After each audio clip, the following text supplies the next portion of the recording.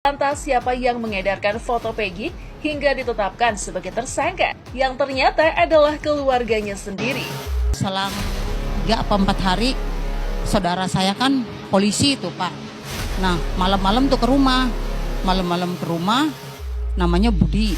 Pas kata Mas Budi, Mbak, Peggy-nya ada nggak? Peggy-nya nggak ada Mas, ke Bandung, kenapa? Punya fotonya Peggy nggak Mbak? Kata si Budi, ngomongnya kayak gitu. Ada Mas, kenapa? Kata saya. Tapi di album lagi hajatan tuh Pak, hajatan adik saya nikah. Kata Budi, udah nggak apa-apa sini Mbak, dipoto aja katanya gitu. Ya udah dipoto sama si Mas Budi sama HP-nya Mas Budi. Nah terus kayak gitu, ada KTP Peggy nggak Mbak? Kata Mas Budi, nggak ada Mas, kan KTP-nya dibawa Peggy ke Bandung. Oh ya udah, minta kakak aja fotokopinya, kata si Mas Budi.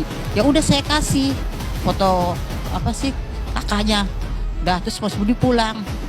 Nah selang seminggu ada lagi namanya Pak Oso, tetangga tuh Pak, ke situ nunjukin foto yang tadi diminta sama Mas Budi. Bu, katanya ini fotonya aja. Ini ini pelaku yang pembunuhan Eki sama Pina ini Bu, katanya gitu. Kata saya, Pak, ini tuh anak saya, ini foto hajatan lagi waktu anak saya hajatan, ini si Peggy, katanya. Ini foto dari mana Bapak dapat? Kata saya, ini dari kepolisian, katanya gitu. Ini bukan dari kepolisian Pak, ini tuh Pak Budi yang minta malam-malam ke rumah, kata saya gitu.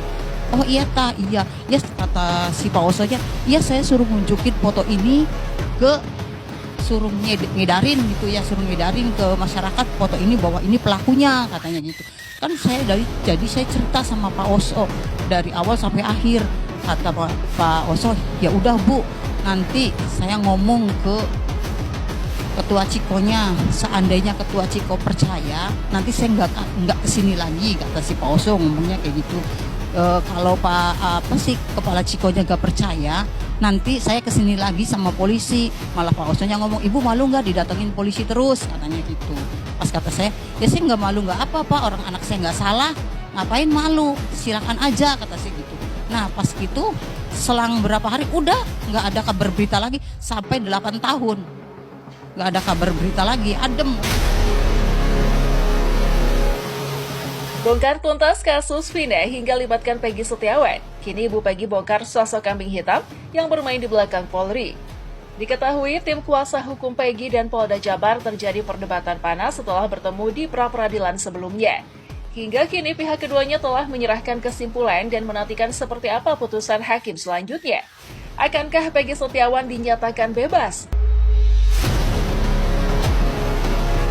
Susno Duaji lagi-lagi melancarkan kritik pedas kepada hakim yang mengadili kasus pembunuhan Vina Cirebon pada tahun 2016 silam. Mantan Kabar Reskrim Polri tersebut berharap hakim model macam itu segera lenyap di Indonesia. Soalnya hakim itu tak layak menjadi wakil Tuhan. Alih-alih mengadili dengan benar, hakim itu malah keblinger alias sesat. Kegeraman Susno berawal ketika pihak Polda Jawa Barat di dalam sidang gugatan pra-peradilan Peggy Setiawan tak membuka 2 alat bukti yang disebutkan di pengadilan tahun 2016 silam, yaitu CCTV dan ponsel. Padahal ia sangat berharap kedua alat bukti tersebut bisa dibuka. Susno Duaji tak habis pikir bagaimana bisa ketua majelis hakim dan 2 hakim anggota bisa dengan berani memvonis sedemikian luar biasanya para terpidana tanpa didukung alat bukti forensik. Begitu pula Polda Jabar yang jelas-jelas tidak punya saksi dan alat bukti yang kuat. Bahkan Susno Duaji labas semua jajaran kepolisian hingga sentil perkataan Jenderal Listio Sigit yang mengatakan sahabat saya adalah orang yang berani mengkritik Polri. Pak jaksa menerima saja.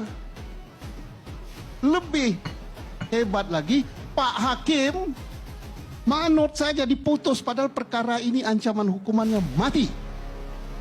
Dan dia berani menjatuhkan hukuman seumur hidup. Gimana Pak Hakim ini? Mudah-mudahan dengar acara ini Pak Gani. Siapa hakimnya? Siapa hakim anggota? Dosa Anda kalau ini ternyata tidak benar. Kemudian hakim banding. Itu juga mantuk-mantuk diputus juga. Hakim kasasi Sami Mawon, tolong Komisi Yudisial awasi ini hakim. Komisi Kejaksaan, awasi itu kejaksaan. Ini pil pahit, nggak enak didengar. Tapi demi kebaikan bangsa ini, jangan memuji-muji institusi saya. Jangan. Saya sama Pak Bini marah.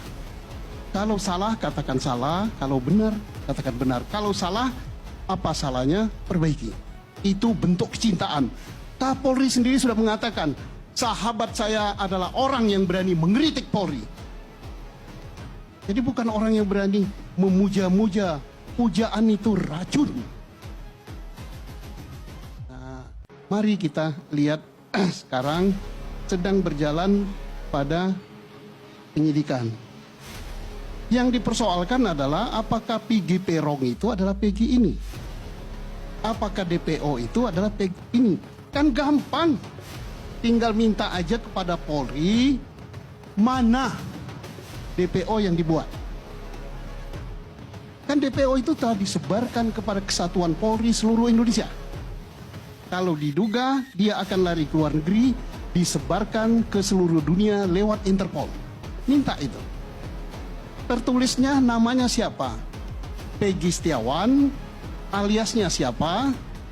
Tanggal lahir berapa? Tempat lahirnya di mana? Nama orang tuanya siapa? Rumus sidik jarinya gimana? Kemudian pekerjaannya apa? Nah, itu dicocokkan dengan Peggy yang ketangkap sekarang. BIN-nya siapa? Cocok nggak? Sidik jarinya cocok nggak? Fotonya cocok nggak? Kenapa harus berdebat-debat sekali kan? Tinggal nyocokkan itu. Kalau itu nggak cocok, namanya lain, tanggal lahir lain, kemudian pekerjaannya lain, nama orang tua lain, alamat lain, ya bukan dong, nggak ada orang. Kalau nama sama, Pak Saur ini banyak nama sama, apalagi di Medan, tapi tanggal lahirnya beda. Pekerjaannya beda, ada Saur dokter, ada Saur dukun, ada Saur juga yang pengacara hebat. Nah, alamatnya, orang tuanya. Nah, begitu cara nyarinya. Kenapa? Kita ini kadang-kadang suka membuat sulit yang gampang. Lah kalau sudah nggak cocok gitu ya berarti salah. Setelah beberapa hari Peggy Setiawan jalani gugatan persidangan pra-peradilan, kini ibu dari seorang Peggy bongkar siapa sosok yang mengkambing hitamkan anaknya tersebut. Dalam sebuah kesempatannya, Ibu Peggy membeberkan awal kedatangan salah satu keluarganya yang kebetulan menjabat anggota sebagai polisi. Bernama Pak Budi, saudara dari Ibu Peggy. Ia tiba-tiba meminta foto Peggy dan seketika diedarkan untuk ditetapkan sebagai tersangka dalam kasus Vina Cirebon. Tak hanya itu saja, mantan wakil Polri juga turut mengomentari soal Polda Jabar yang memaksa Peggy sebagai tersangka. Padahal penyidik Polda Jabar sendiri faktanya tidak bisa menunjukkan saksi dan bukti jelas atas keterlibatan Peggy. Meski demikian, ia meminta agar Peggy Setiawan segera dibebaskan. Lebih beraninya lagi, Widya yang kerap menyoroti kasus ini, ia aktif mengkritik dan membongkar siapa dalang di balik kasus yang menyebabkan kematian Vina Cirebon.